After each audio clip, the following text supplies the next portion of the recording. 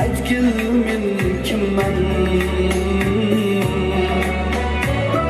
Kecha kim edim bugün kim buldum? Adashtirib qo'yma to'g'ri yo'limdan, noming ushlab yursin ikki qo'limdan. Shukr omad berdi unga usulumda.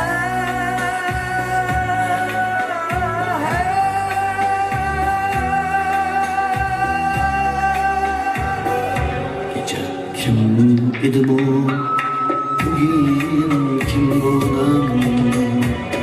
Kecha